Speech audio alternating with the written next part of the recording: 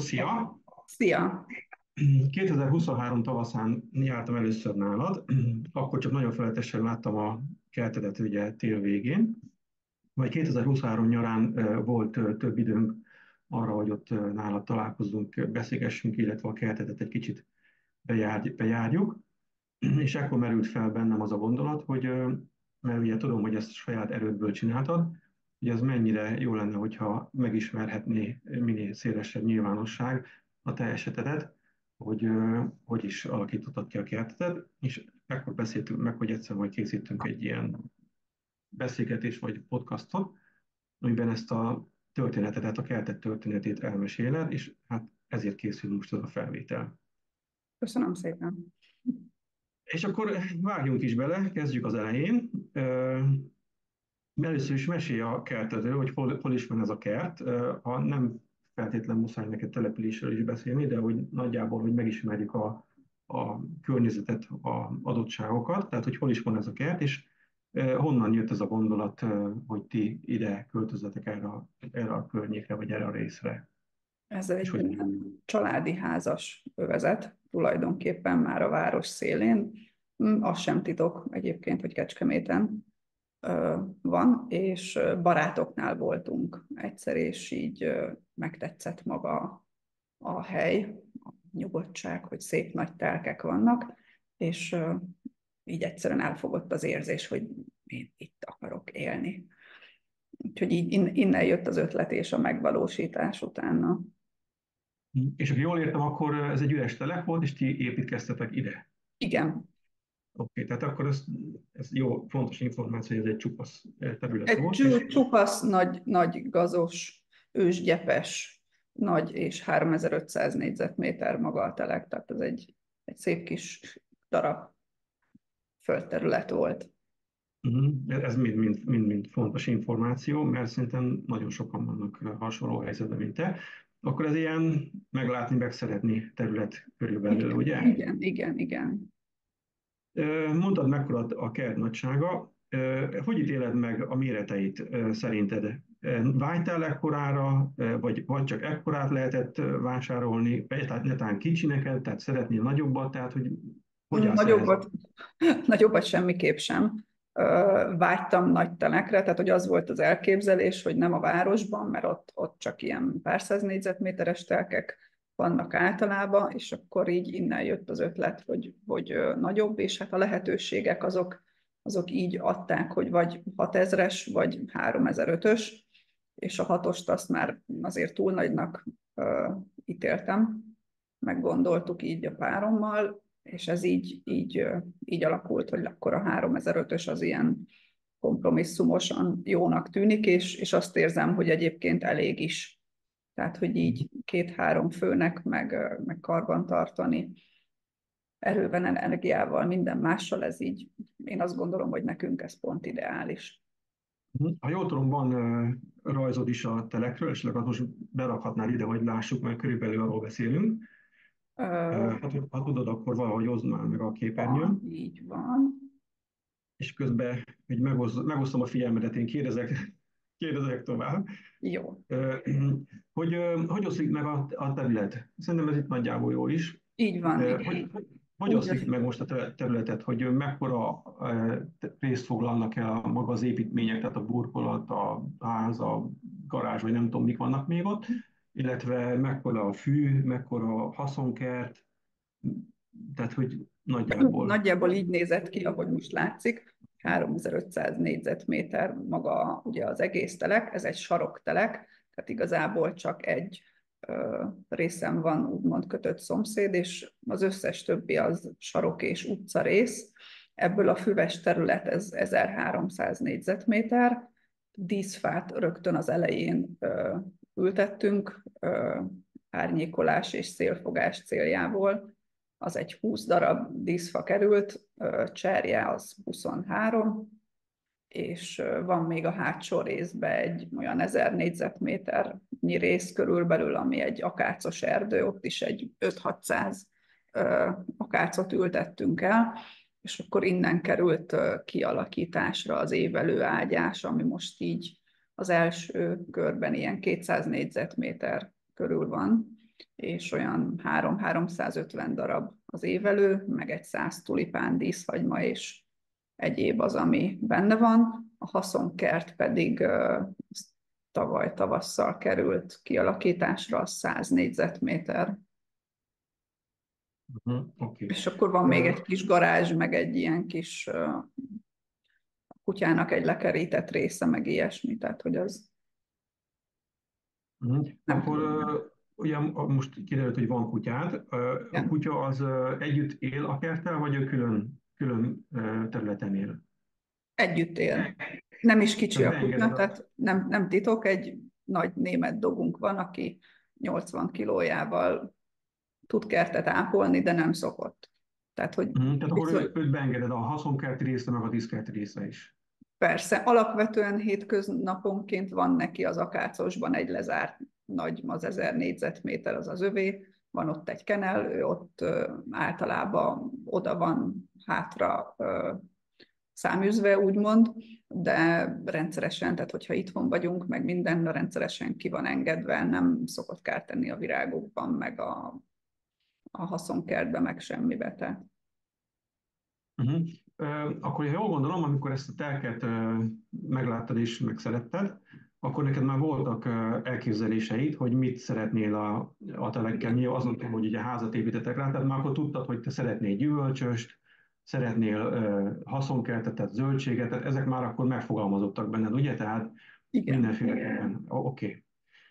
Jó, és amikor beköltöztetek, belaktátok a területet, gondolom akkor ezek az elképzelések nem változtak, tehát nem módosultak. Van-e esetleg valami módosult, hogy mondjuk kisebbre akarod a diszkertészt, és mondjuk nagyobbra szeretnéd a haszonkertészt? Tehát változott-e valamivel az elképzelésed? Alapvetően nem, nyilván az ember az adottságokhoz igazodik, annyiban változott, hogy most ugye van ez a kisebb évelő ágyás, vagy kisebb vagy nagyobb, kinek mi, de hát nyilván ebből még többet szeretnék. Vannak még távlati tervek, úgyhogy annyiban változott, hogy bővítjük még a díszkert részt, úgymond, meg még szeretnék gyümölcsfákat, amennyit még úgy szeretünk, vagy amiket szeretünk. Egyelőre csak Jó, 4-5 van. jó, arról is beszélünk a haszonkert Igen. résznél. Tudom, hogy készítettél rajzot, Igen. a tervezést, azt akkor felhoznád el, hogy lássuk most nagyjából Így erről van, hát beszélni. ettől jobb képet nem tudtam sajnos Ez betenni. szuper. Jó, nekünk ez nagyon jó. Szerintem nem is az a lényeg, hogy csili rajz legyen, hanem nagyon sokan egyébként ilyen elképzelésekkel válunk neki a kertkialakításnak, például én, de terveket én nem készítek, nem rajzolgatok, hanem kimegyek és akkor így adhok, de szerintem én megítélésem szerint sokkal jobb, hogyha valaki papírra veti az elképzeléseit, és úgy valósítja meg. Itt szerintem ez így tökéletes. Röviden ezt a tervet bemutatnád nekünk, hogy mit látunk itt, nyilván látom, hogy mi a ház, de úgy nagyjából úgy próbáld meg bemutatni, nem tudom, hogy a kurzort tegered fölé tudod Igen. tenni. Ide tudom tenni a kurzort, igazából ez itt maga a családi ház. Itt van egy kapu, ez így látszik. Igen, igen, ez itt Jó. tökéletes. Itt a bejáró, és igazából itt fog majd kialakulni egy ilyen letérkövezett bejáró, itt tudunk bejönni, itt van hátul a kutyának a kennel, meg egy kocsi beálló, igazából ez itt maga a lekerített rész, ez az akácos, így az egész, kapunak Mhm. hazafele, és akkor ez a rész itt így körbe-körbe, ez így itt mind nekünk utcafront körbe. Tehát ezért került mondjuk úgy, hogy utcafrontra rögtön az első évben, még az építkezés kezdetén tudtuk, hogy sövényt szeretnénk, tehát ami egyrészt szélfogó, másrészt belátásgátló funkcióval bír, meg ugyan, Bocs, megmondod, hogy miből készült a sövény? igen, babérmegy, Nuvita babérmegy. Aha, és gondolom, akkor fontos volt, hogy télen-nyáron takarjon, tehát az örökzöld jellegéből, Télen-nyáron ugye? takarjon, meg hogy örökzöld legyen, az, hogy ne legyen kopasz télen. Oké, jó. Bocs, hogy néha vele kérdezek. Nyugodtan, nyugodtan. És akkor mellé még ugyanebben a sorban, tehát a sövény elé még ültettünk egy-egy sorba díszfákat, az így a szélfogás és dekorációs céllal igazából, meg majd nyilván később árnyékot fognak adni, és itt van nekünk egy bejárat elől, meg egy garázs, itt van egy picike árnyékosabb ágyás egyelőre, itt egy hosszanti, itt van elől nekünk a terasz, és itt vannak nagy ablakok, ahonnan én tudtam, hogy innen szeretném nézni a kertnek ezen részét, és ide került egy játszótér kialakításra. Itt van maga az évelőágyás, a nagy évelőágyás, ezt fogom még folytatni, meg összekötni, és akkor ide lesz egy kisebb 2 szakaszból álló terasz, és itt ezen az oldalon, itt hátul, itt van maga a haszonkert.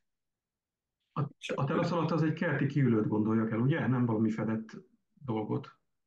Erre gondolsz? Nem, amit a kertben mutattál, hogy oda, Ez igen, egy ott. ilyen kerti kiülő, igen, egyelőre le lesz térkövezve az alja, és akkor annak is majd valamiféle tetőt, fedést, ilyen részben árnyékolót, ilyesmit szeretnénk. Tehát egy ilyen kerti kiülő lesz, nem az a kifejezett fedett terasz. Én ismerlek téged, de azért mondd el, hogy a kisgyerek, tehát mutatod gyerekeknek játszótér, hogy mekkora gyereket van a kisgyerekesek miatt tartom ezt fontosnak. Még egyszer nem hallottam. Hogy milyen idős a gyereked, azt Milyen mondd el idős? egyszer. Most 3 éves a gyerkőc. Oké, jó, ez szerintem sok fiatal anyukának fontos szempont lesz. Oké. És akkor ez, amit itt a képen rajzoltál, vagyis amit rajzoltál, ez most is szerinted így jó, tehát azóta is jónak tartod, hogy ez így alakítottad ki ezt a rendszert. Igen, maga, tehát a ház tájolása és az adottságok miatt én azt gondolom, hogy ez a legoptimálisabb, és akkor ezt szeretném még fejleszteni, bővíteni. Oké, akkor most haladjunk a általános részekből a kicsit konkrétabbak felé. Én ugye jól tudom, hogy te iskolarendszeri oktatásban nem tanultál kertészetet. Tehát nem ez a Nem szak. tanultam, nem tanultam. Akkor adódik a kérdés, hogy honnan szerezted az ismereteket a kert kialakításhoz? Tehát honnan gyűjtögetted el azt, hogy most éppen babérmegyet akarsz oda rakni, vagy majd rátérünk a évelő ágyásodra konkrétan, tehát honnan szerezted ezeket az ismereteket? Hát nem vagyok egy könyvolvasós típus, mert én inkább ilyen videós és online anyagokból tanulok.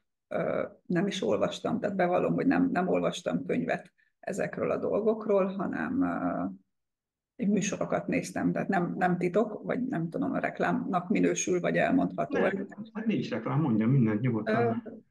Én a kertészkertjét néztem, és azon nőttem fel, úgymond.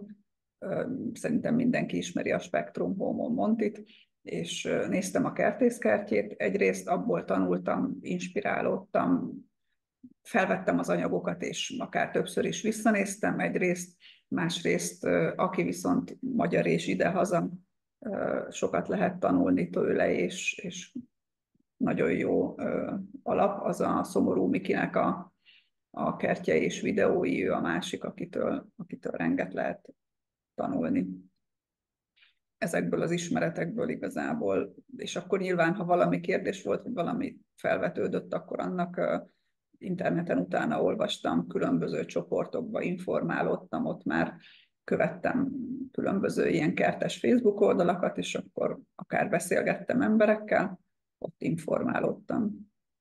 Akkor neked akkor inkább az internet világa Igen, jön be. igen, mert hogy az erre volt úgymond időm, mert amikor ezt az egészet elkezdtük, én 2020-ban költöztünk, és 22-ben kezdtem el az ültetést, nyilván előtte terveztem, én akkor voltam a gyerkőccel úgymond terhes, meg itthon, tehát hogy a gyorsabb ismeretszerzés és online és egyszerűbbre volt időm, meg nekem az jobban is bejön.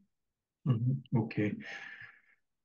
Növényválasztásnál ez elég szubjektív dolog szokott lenni ez a növényválasztás, de gondolom akkor befolyásoltak ezek a videók is, meg ezek a tanácsok, de azért mégis van-e valami szempontrendszer, ami alapján elkezdtél növényeket válogatni? Tehát gondolok ilyenre, hogy méret, szín, gyerekkori emlék, befolyásoltak-e ilyenek, vagy csupán a puszta tények és Ö, más tapasztalatok? Befolyásoltak persze, tehát vannak gyerekkori emlékeim, milyen vágyott virágok, hogy mi az, amit szeretnék, vagy szeretek egyrészt, másrészt inkább azok befolyásoltak, hogy milyen adottságúak itt a körülmények, tehát hogy napos vagy árnyékos, milyen a talaj, mi az, ami inkább meg tud maradni, ezenek legyenek inkább a fő vázunk növények, és akkor nyilván a vágyottakat megpróbálom beszerezni, és megtartani, hogyha mondjuk pont itt nem szeret, de egyelőre még olyan annyira nem volt. Ez most két kérdés itt rögtön eszembe jutott. Az egyik, az gyorsan nem beszéltünk róla, elfelejtettem rákérdezni, de ugye mondtad a kecskemétet, a talaj, a nagyon fontos a talaj, hogy akkor itt ugye neked homok, kecskemét Hát ez a környékén, kötött, agyagos, betonkemény, akkor neked nem homok. nem homok, inkább agyagos Aha. és kemény. És szerintem a tápanyag az valami kevés. De nem vizsgáltattad be, tehát ez csak ilyen tapasztalati. Nem, ez csak a tapasztalat. Oké. A másik, amit eszembe jutott, hogy mondtad, hogy vannak a növényválasztásnál ilyen gyerekkori kedvencek, hogy kicsit tehetjük személyesebbé, hogy tudsz ilyet mondani? Meg hogy miért van emléked, hogy miért szereted azt a virágot? Tehát, hogy tudsz konkrét virágot mondani, ami így megragadt a gyerekkorodból? És nem jut eszembe a neve, mert igazából csak most találtam hozzá magot, betőmagot, és ez Mhm. egyfajta pézsmabúza virág, vagy valami Az, igen, hasonló. igen, az, De van vársz, olyan, van vársz olyan. egy pillanatot, amikor vársz, pont most mindjárt megkeresem, mert valahol így hívják, valahol úgy hívják. Illatos búzavirág, A búzavirág szerintem mindannyiunknak mond de valamit. ez nem az tehát, hogy nem az a fajta búzavirág, amit így tipikusan látunk. Hát vannak a nemesített, meg van egyébként pézsmahúzavirág, amit mondtad, van olyan fajta is. Ugye ez most már több színben is van a húzavirág. És ez, találkoztál gyerekkorodban ezzel sokat, azért maradhatott ez meg benned? Vagy a Igen. Szerintem így mamának nagyszülőkkel? mindig volt a kertjében, meg anyukámnak mindig volt a kertjében, és innen ez a vágy, hogy nekem is kell, hogy legyen, vagy ilyesmi. Megpróbálok költözni olyan helyre, ahol nem süt a szemembe a nap, és még látok is valamit. Ezért kellenek az árnyékot adó fák, majd ide a terasz elé, mert mindig költözni kell valahol, ahol nem süt annyira a nap. Igen. Oké, ugorjunk neki az évelőágyásodnak, jó? Jó. Ha megmutatnád, hogy képen, szerintem kezdjük el a elejéről, Oké. Okay. hogy ugye én így látni itt a képen, hogy még elég kicsi neked a sövényed. Hát ott még kicsi volt, ez még ugye, ez még az ültetés éve 2022. Ja, lesz majd még, tudom, hogy kép, ahol már azért jobban látszik, hogy Hát nagy. ez most már szerintem, most ahogy így kinézek az ablakon, ez a 1,5 méter fölött van most már. Uh-huh. Jó, oké, akkor itt beszéltünk, hogy a helykiválasztásos mondtad, hogy erre látsz rá tökéletesen, azért akartad ide rakni. A talajról is beszéltünk, ugye, hogy mivel találkoztál, gondolom, akkor jó Igen. kemény beton talajjal. Mit kezdtél ezzel a talajjal? Tehát hogy készítetted elő ezt az ágyást? Hogy Hát tudjál. igazából nyilván először gyomtalanítottuk, megpróbáltuk amennyire lehet azt a részt kigyomlálni, gyommentesíteni, kavicsokat, minden ilyesmit kiszedni, de mást úgy egyébként nem, hanem komposztot hozattunk, és akkor tényleg lazítás, rotálás után beleforgattam a komposztot, és úgy ültettem. Uh-huh. És Okay. utána, tehát ültetés után viszont mulcsoztam. Tehát azért, hogy nyilván gondolom mindenki tudja a mulcsozás előnyét. Igen, arra ne térjünk ki, mert most egy napot fogunk beszélni róla, Így van, de maradjunk abban, hogy lemúlcsoztad. így van. Oké, tehát ez nyilván ennek a... Jó, arról sokat beszéltünk, vagy illetve beszéltünk már, hogy milyen szempontok vezéreltek a virág kiválasztásnál, illetve annyira nem tértünk még ki mindenre, de hogy hol tehát egy picit arra is térjünk, igen, hogy milyen szempontok szerint, tehát hogy így szín, magasság, tehát hogy ezeket, mondom, ezek szempontok voltak, illat, Mhm. Hát tehát hogy volt hogy egy, válogatod össze a virágokat, illetve hogy hol próbáltad beszerezni, ez is egy nagyon fontos. mhm. Hát nyilván először készítettem egy valamelyest egy tervet, hogy mik azok a virágok. Volt hát, több száz darabból álló listám, egy évelős lista, és ezt szűrtem a szerint, fekvés szerint, hogy árnyékos vagy napos helyre kerülnek, és utána már igazából volt pár darab vágyott növénytársítás, amit én kigondoltam, hogy az nekem nagyon tetszik.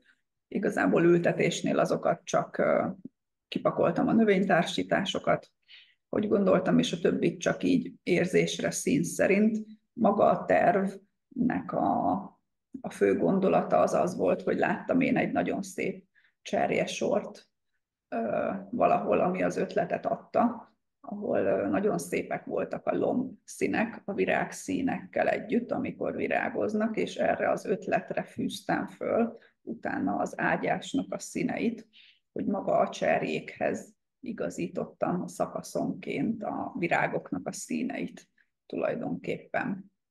És a többit aztán a ültetésnél csak így érzésből. Mi a kedvenc színed virágba?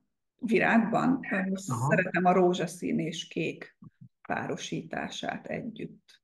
oké. És hol szerezted be a növényeket, tehát hogy próbáltad A ezeket beszerezni? növényeket, Egyáltalán készen vetted-e, vagy te magad szaporítottad őket, tehát erre egy kicsit tudnál beszélni. igen, a cserjéket azt egy helyi közeli kisebb kertészetben, ahol leginkább cserjék és fák vannak, az évelőket szintén egy másik kisebb kertészetben, egy ilyen, nem tudom, 200 darab környékén, és viszont nagyon sokat én magam szaporítottam magról, és palántáztam, ültettem. Könnyen ment egyébként a szaporítás? Igen, igen, azt gondolom, hogy a magról vetés, meg az egy nagyon jó és izgalmas dolog volt számomra önmagamnak létrehozni, elvetni a magot, és látni, hogy nő, fejlődik, ápolgatni, nekem ez nagyon bejött, tehát, hogy azóta is alig várom már most is a tavaszt, hogy mit vethetnék még.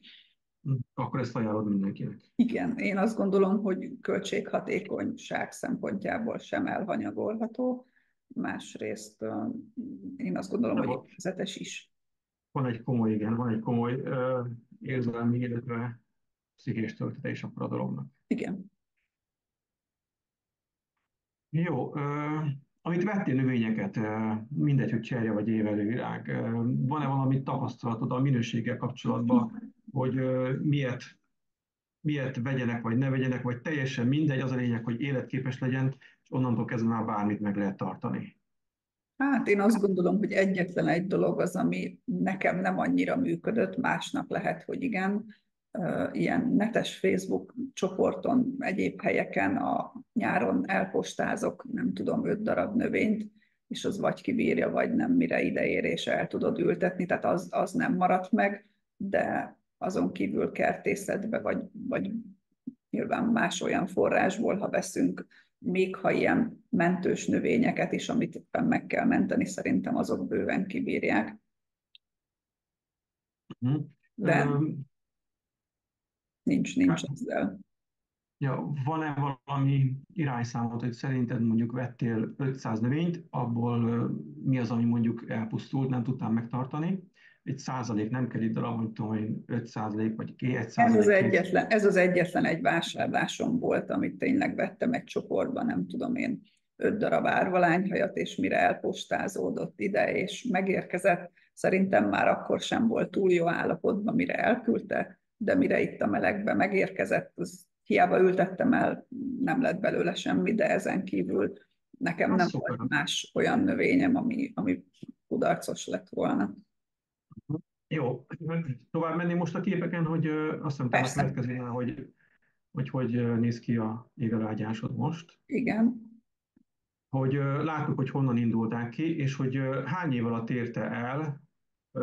Ez majd aztán lehet, hogy visszajövünk. Most tudsz egy olyan képet mutatni, hogy nézett ki 2023 nyarán, azt hiszem, akkor láttam én. Igen, hát ez volt az egyéves állapot, Ja, és akkor menjünk így végig. Aha. igen, tehát ez volt az első éves állapot, és ez pedig már a 23-as. Na, ezt akartam, hogy mennyi időt éri el ezt a szintet az ágyás. Tehát Ez ahhoz egy gyakorlatilag... éves, ez egy egyéves állapot. Uh-huh. Tehát akkor itt van a követendő És példa. igen, tehát amit te láttál, az egy egyéves állapot. Én azt gondolom, hogy ez azért nagy van, tehát hogy hatalmasat nőttek a növények, és én azt gondolom, hogy ez a vastag mulcsozásnak köszönhető, mert hogy az öntözésen és a mulcsozáson kívül egyéb más dolgot ők nem kaptak, és a mulcs alatt itt a levágott növényi részeket és faleveleket, ilyesmit értek. Tehát nem kifejezetten az ágdarálékkal, amit a kertészetben lehet kapni, nem azzal mulcsolt. Nyilván kezdetben igen, az első évben, de ősztől kezdve én utána tényleg a levágott növényi részekkel és falevelekkel, minden ilyesmivel vastagon mulcsoztam. De azért elején mondtad, hogy kevertél vele valami Komposzt. Hát komposztot egy konkrétan. minimális, szerintem egy 5 centi vastagon, ha volt a komposzt. Mhm. Jó, azért ezt én mint szakember hozzáteszem, hogy ha rossz lenne a talajod, ugye kötött agyagos a talajod, de ha nem minden talajt úgy kell megítélni, hogy néz ki az adott pillanatban. Tehát, hogyha nem lenne a talajod jó a növények számára, tehát tápanyaggal és levegőgazdálkodással, akkor nem tudnák ezt a produktumot hozni, amit itt a képen látunk egy év alatt. Nyilván. Ez szakember négy szememmel is csodálatos, amit egy év alatt elértél. Tehát ezt vagy ha tényleg nagyon rossz a talaj, akkor muszáj valamilyen tápanyagot bekeverni, ha meg nem teszed ezt meg, akkor a talajban benne van, tehát a növények akkor ezt megtalálják. Tehát ez nagyon csodálatos egy állapot. Oké, milyen gyakran kell gyomlálnod? Vagy milyen gyakran gyomlálod? Első évben egy 2-3 hetente gyomláltam igazából. Az volt inkább szerintem a nagyobb része a dolognak, és a tavalyi évben meg viszont szerintem havonta egyszer, ha gyomláltam. Tehát, hogy az sem volt már annyira számottevő. Ez Mert energiában, munkaidőben nem olyan vészes nem ezt olyan vészes, én fenntartani. azt gondolom. Tehát az ültetést, a tervezést, mindent ugye én gyerkőc mellett, meg alvásidőbe ö, nyomtam végig. Tehát amikor a gyerek Uh-huh. aludt, akkor gazoltam, mondjuk nyáron, meg ilyesmi. Nem, én azt gondolom, hogy nem vészes fenntartása, tehát azon kívül csepegtető öntöző rendszer van, amit szintén saját magunk készítettünk, azon kívül a gazoláson kívül, meg ősszel a múlcsoláson kívül más dolgom nem volt vele, tehát sokkal több energiát nem fektettem bele azon kívül. Nem volt Uh-huh. vele gondom, mert pont ez volt a cél, hogy egy önfenntartó, viszonylag gondozásmentes kert legyen hosszú távon. Van még képet? Mivel gyásolja erről a szép, tehát most, ha akkor mutogathatsz így képeket, miközben Igen. beszélünk.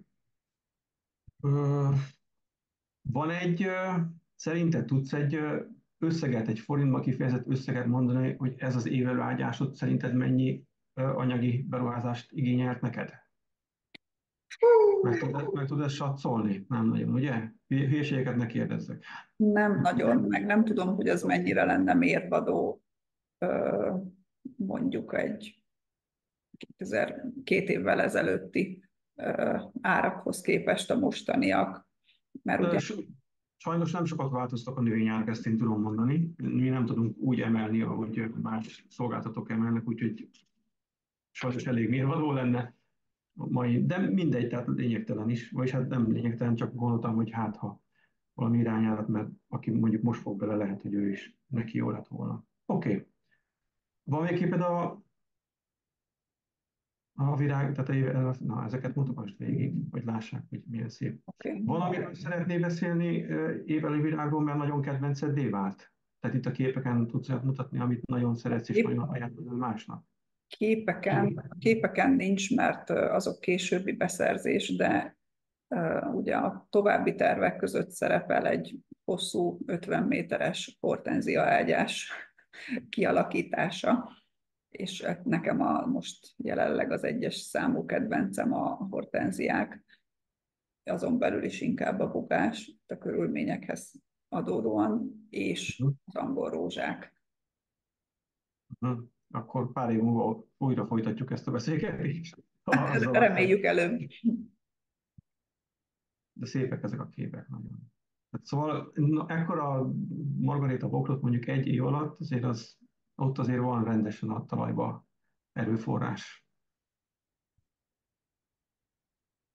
Igen, hatalmasat nőtek, tehát hogy még azok is, amiket magról ültettem, azok is már az első évben szinte mindegyik virágzott, és mindegyik őrületes fejlődésen keresztül mentek, tehát hogy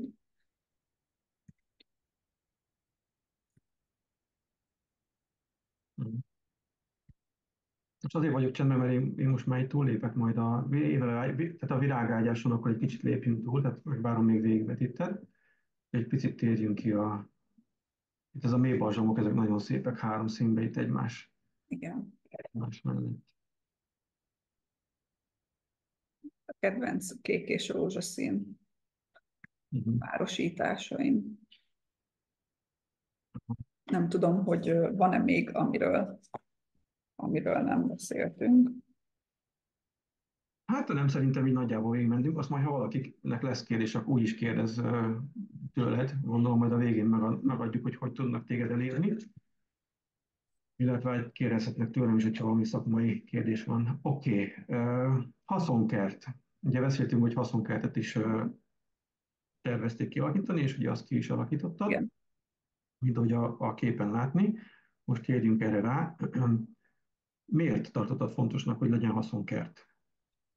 Igazából a család miatt, tehát hogy én azt gondolom, hogy manapság, amit már boltokban lehet kapni, zöldséget, gyümölcsöt, az régen nem ugyanaz az íz és minőség, mint amit nagyszüleink és egyéb korában, régen, és meg nyilván amit én itthon előállítok, azt tudom, hogy milyen és mi van benne, és van-e permetezve, és nincs.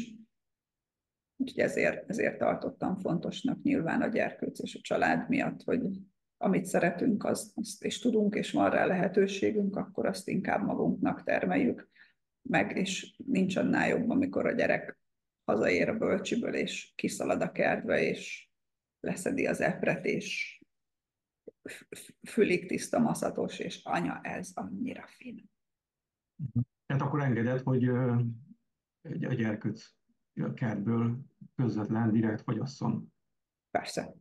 Okay. Jó, nagyjából látjuk, hogy mekkora, mert azért megkérdezem, meg tudsz mondani egy számot, hogy körülbelül mekkora Igen, haszon. igen, 100 négyzetméter így hozzávetőlegesen, 12 darab ilyen kis, hát ez inkább csak ilyen emelt ágyásnak mondható, tehát hogy nem magasított, csak egy 10-15 centis keret van mindegyik ágyásnak. Miért csináltad ezt a keretet? Mi volt az oka? Egyrészt esztétika, másrészt nekem így könnyebben átlátható, kezelhető, karbantartható, Uh-huh. és akkor ezeket Okay. töltöttem meg termőfölddel, meg trágyával. Ott akkor azért adtál neki rendesen tápanyagot. Igen, mert hogy annyira nem, tehát hogy ugye nem akartam ásni, az volt a lényeg, hogy ásásmentes és vegyszermentes legyen, amennyire lehet, és Uh-huh. nem nagyon akartam ásni, ezért hozattam, meg nem annyira voltam megelégedve itt a minőséggel, és akkor ezért hozattunk termőföldet, amivel megtöltöttük. Jó, van olyan tapasztalatod, hogy biztos megvolt, hogy milyen zöldségeket szerettél volna termeszteni. Látom, itt tervet is készítettél rá, Hát és persze.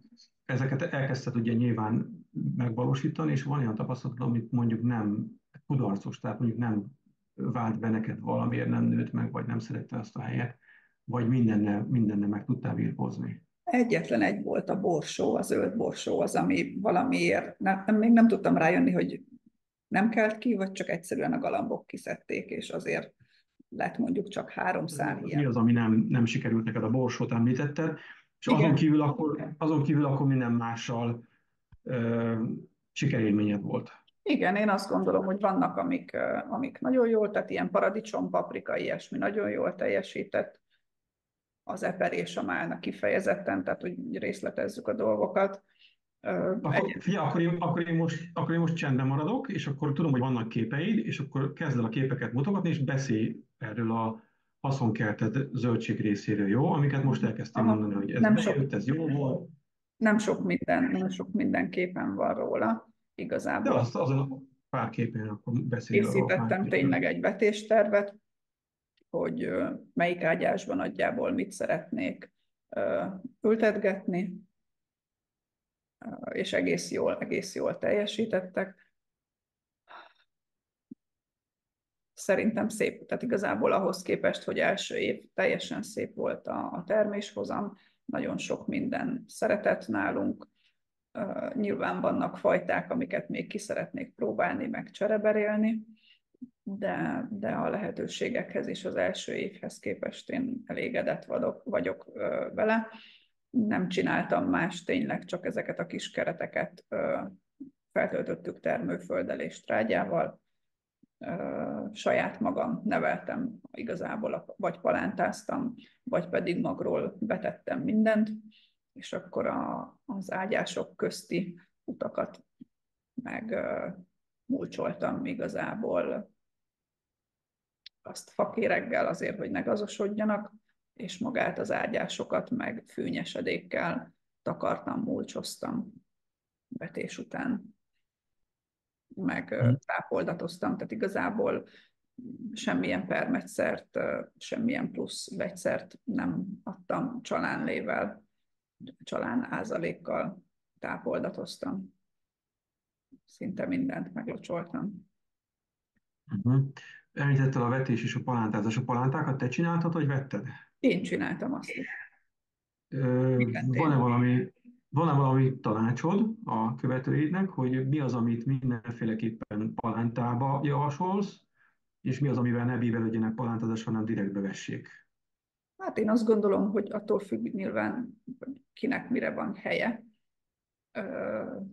helyhez képest, hogyha van hely, akkor ilyen paprika, paradicsom, ezeket én mindenképpen, meg bazsalikom, amiket én is palántáztam, ezeket mindenképpen javaslom. Az, ami nem jött be palántának, az az eller, és a hagymákat, azokat nekem nem jött be magról ültetni és palántázni, azokat később helybe vetettem, vagy az ellerből például azt a 15-20 palántát, azt az egyet mondjuk megvettem a piacon, mert az nem sikerült, de azon kívül minden jó. Említetted, semmiféle vegyszert nem használtál. Meg tudtad védeni a növényeket?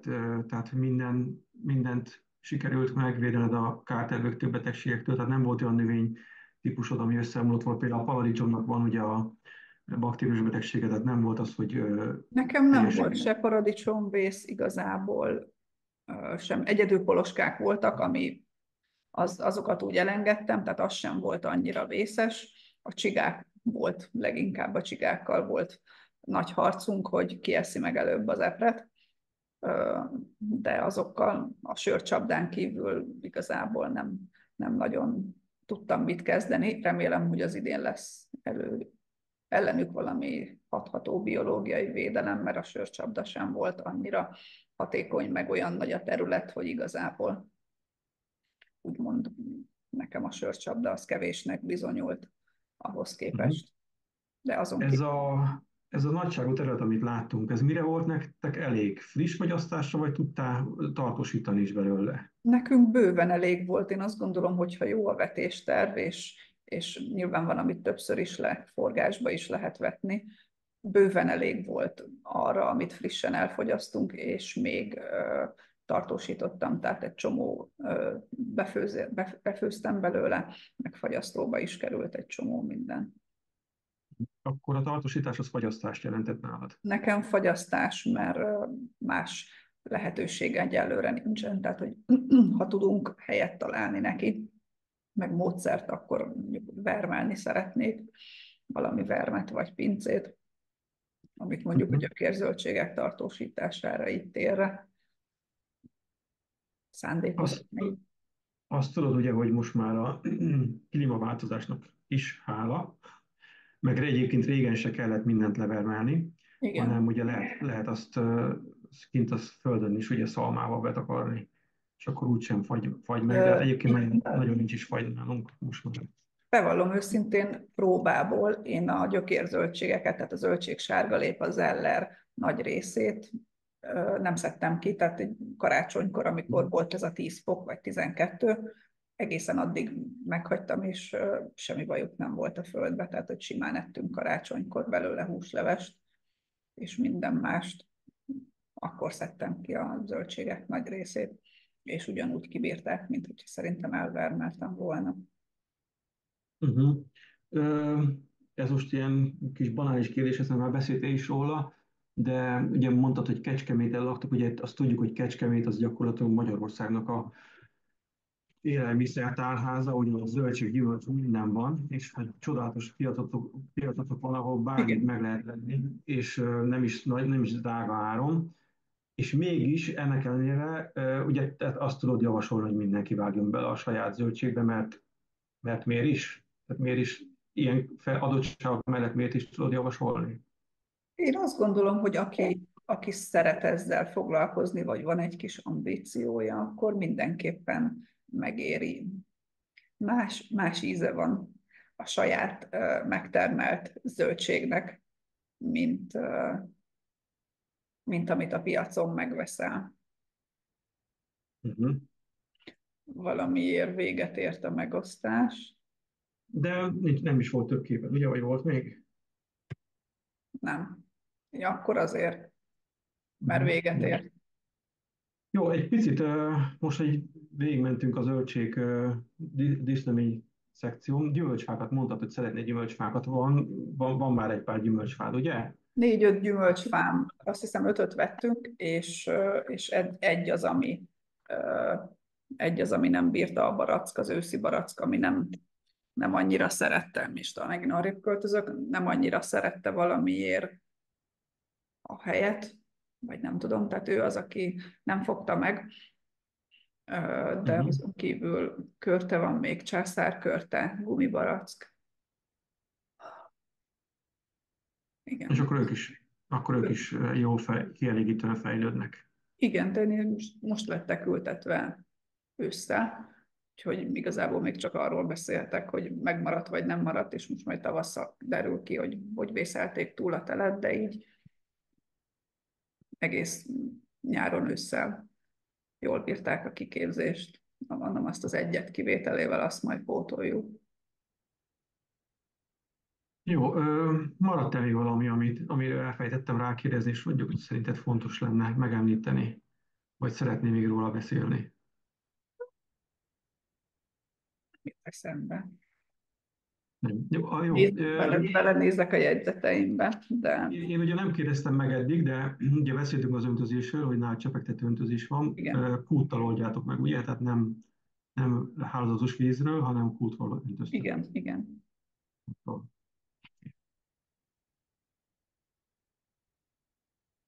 Jó.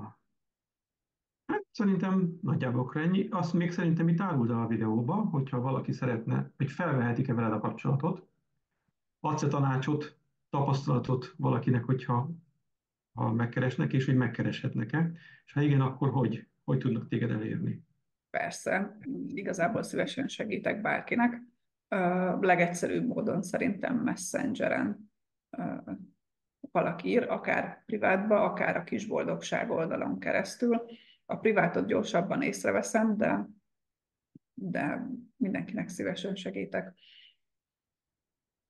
Azt elején volt a vetítésed elején az a kis boldogság. Igen, Ott nem volt felrakva, hogy hol érnek el?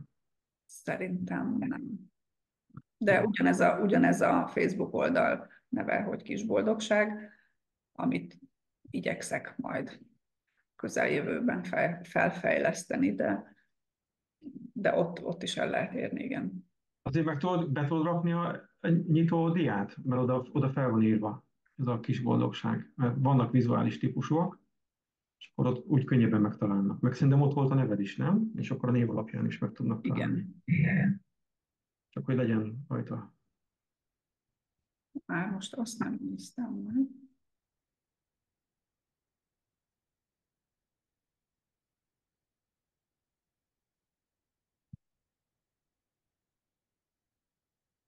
Aha, így, igen, akkor itt a neved alapján, illetve a kis boldogság Igen. kertem, tudnak téged találni. Oké. És tudod, mit nem néztem meg, de most az már kiderül, hogy felvétel készül-e, de igen, remélem. Mai recording, igen, nekem úgy Ja. biztos készül.